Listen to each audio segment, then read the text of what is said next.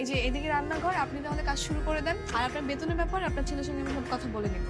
আচ্ছা ঠিক আছে, আমি তাহলে যাই। কিন্তু আম্মা, আমার একটু ওয়াইফাই পাসওয়ার্ডটা দেওয়া যায়? আমি আবার ইউটিউব দেখে রান্ধি তো। খালা, আপনি বুয়া হয়ে আপনার হাতে আইফোন। কি বলছো? তোমার আইফোন তোমরা বুঝছো? আসলে হয়েছে কি, আমার মা আগে যে বাসায় কাজ করতো ওনারা ছিল ফরেনার। ওনারা খুশি হয়ে আমার মাকে এই ফোনটা গিফট করেছিল। সেটা ঠিক আছে। হ্যাঁ, আপনি কি ঘরের কাজ সব পারবেন? জি পারবো। হ্যাঁ পারবো তো, আমার মা সব কাজ করতে পারবে। পারলে তো ভালো। আচ্ছা তুই একটা কাজ কর, আমার শরীরটা তো ভালো লাগছে না মা, তো তুই রান্নাঘরে গিয়ে একটু সব কাজগুলো বুঝিয়ে দে। আচ্ছা মা, তাহলে তুমি ঠিকঠাক মতো কাজ করো, আমি তাহলে যাই। আচ্ছা, দেখা হবে পরে। খালা, আপনি তাহলে রান্নাঘরে যান, সবকিছু রাখা আছে, নিজের মতো করে রান্না করবেন, ঠিক আছে?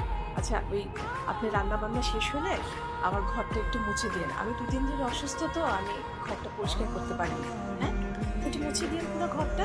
প্রত্যেক দিন? হ্যাঁ, প্রত্যেক দিন। আরও খালা, প্রত্যেক সপ্তাহে আমার কাপড়গুলো ধুয়ে দিতে হবে একটু কষ্ট করে। হ্যাঁ, কয় বালতি? বেশি না, 1 বালতি। আমার বাসায় আমি 1 কাপ চা বানিয়ে কোনোদিন খাইনি। আমি ছেলের জন্য আমাকে এত কষ্ট করতে হচ্ছে। ঠিক আছে, তাহলে তুমি নিয়ে যান। খালা, তাহলে যান, শুরু করে দেন। আপনি আসেন আমার সাথে, আমি বুঝিয়ে দিই। আসেন। কি স্যার, কাজ হয়ে গেছে? হয়ে গেছে, তবে এবার অন্যভাবে ইমপ্রেস করতে। কিভাবে? কি ইমপ্রেস? এইটা আমি প্রমাণ করতে পেরেছি আমি একজন ভালো মানুষ ও গরিব। এইবার প্রমাণ করতে হবে আমি একজন মেধাবী। স্যার, কি করতে হবে আপনি শুধু বলেন। শোনেন, আপনি একটা কাজ করেন, বাস স্ট্যান্ডে বা স্টেশনে গিয়ে দরিদ্র মানুষ ধরে নিয়ে আসেন, আমি তাদেরকে পড়াশোনা করাবো। হাসতেছেন কেন? স্যার, পোলাপাইন যদি শুধু পড়াশোনার কথা বলেন, পোলাপাইন সব পলাইব। এমন বউ দর দিব, ওর অস্তিত্ব পর্যন্ত খুঁজে পাবেন। মনে করে যে হাওয়াই মিশবে। তাহলে সবাইকে 10,000 টাকা করে দেন, আর 3 দিনের খাবারের টাকাও দিয়ে দেন। দেখবেন ওরা কেন ওদের বাপ মা সহ চলে আসছে। স্যার, এটা অবশ্যই আপনি ঠিক বলছেন। আচ্ছা স্যার, আমি কি তাহলে ওই পোলাপাইন বাপ মা সহ নিয়ে আসবো? যদি আসতে চাই আসুক, কোনো সমস্যা নেই। আর কিছু নিরক্ষর মানুষকেও নিয়ে আসবেন যারা আমার প্রশংসা করতে পারবে। ঠিক আছে স্যার। স্যার, এটা যাই। চল। কি ব্যাপার, এত দেরি হচ্ছে কেন? কখন থেকে বসে আস? এই যে ম্যাডাম, গরম গরম রুটি চলে আসছে। হ্যাঁ,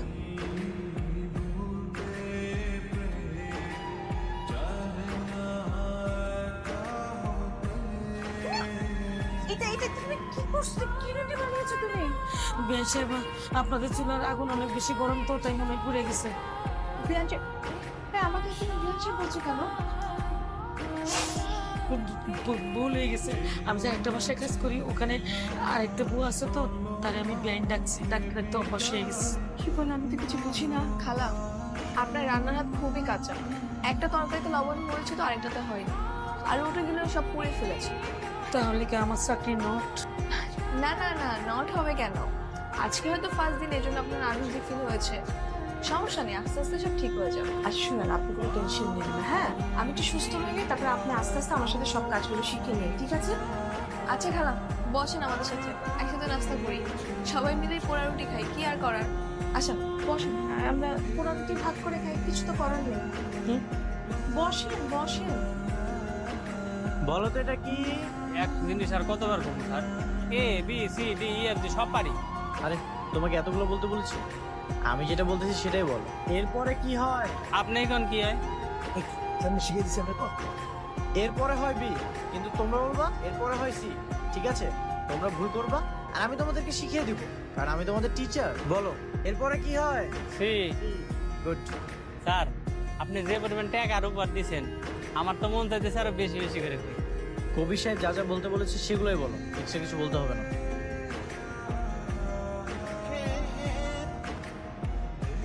শোনো, আমার এলাকায় কেউ নিরক্ষর থাকবে না। বলো এ বি সি। আরে ম্যাডাম, আপনি? আপনাদের দেখেই থামলাম। আপনি কাজের ফাঁকে এদের জন্য পড়াশোনা আয়োজনও করেছেন, ব্যাপারটা সত্যি খুব সুন্দর। ধন্যবাদ আপনাকে। আপনাকেও। আচ্ছা, আপনি কতটুকু পড়াশোনা করেছেন? আমি অনার্স কমপ্লিট করেছি। কি বলেন, সত্যি? হ্যাঁ। ছি ছি, এটা আগে আপনি আমাকে বলবেন না? আমি আপনাকে একটা হোটেলে চাকরি দিয়েছি। না না, কি যে বলেন ম্যাডাম, আসলে কোনো কাজই ছোট না। আর তাছাড়া গরিবদের সাথে আমি চলতে স্বাচ্ছন্দ্য বোধ করি। বড় লোকটা তো আমার চোখের বিষ, এসব বড় বড় জব করে ধনী হতে চাই। বাহ, আপনার সঙ্গে আমার অনেক মিল। তাই নাকি? স্যার, আপনি অনেক ভালো মানুষ। আপনার এই ঋণ আমরা কোনোদিনও শোধ করতে পারবো না। আপনি যেরকম গরিবের বন্ধু, বড় লোকের শত্রু, আমাকে রবিন হুড ভাই। এই স্যারের জন্য একটা স্লোগান হবে, আমার স্যার গরিবের স্যার, কবির স্যার, কবির স্যার, আমার স্যার গরিবের স্যার, কবির স্যার। থামো থামো। শুনুন, আপনি কিন্তু একদমই টেনশন করবেন না। আপনার জন্য অবশ্যই আমি একটা ভালো চাকরি খুঁজে দিব, এটা আমার ওয়াদা। আচ্ছা তোমরা এটা কমপ্লিট করো, আমি ম্যাডামকে একটু আগিয়ে দিয়ে আসি।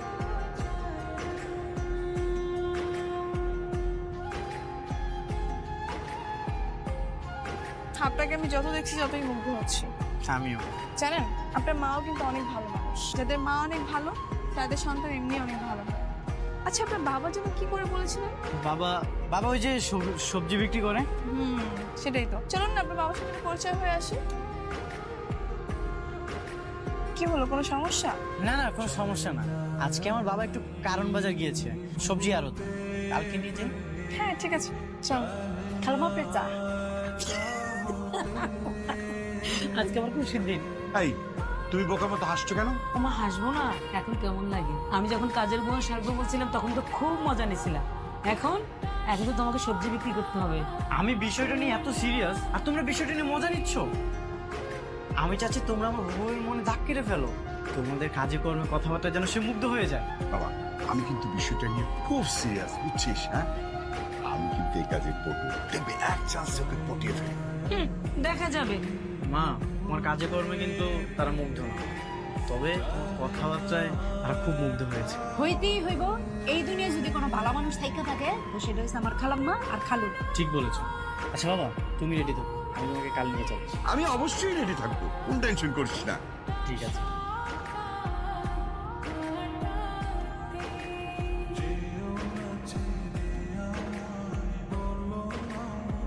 এই যে স্যার চলে আসছে সবজি বিক্রি করতে। আমি চলে আসছি, কোনো টেনশন নাই। তুমি খালি আমাকে বলবা কোন সবজি কত টাকা দামে বিক্রি করবো। তার আগে তুমি আমাকে বলো, এইসব ড্রেস পরে আসছো কেন?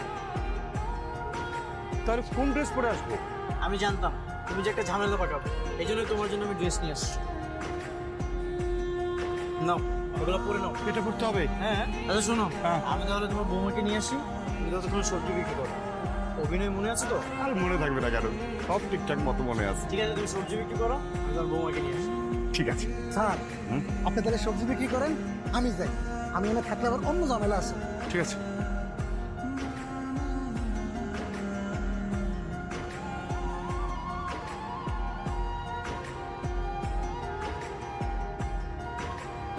হায় হায় হায়, এ তো দেখি আমার অফিসের কর্মচারী, মান সম্মান সব গেল রে।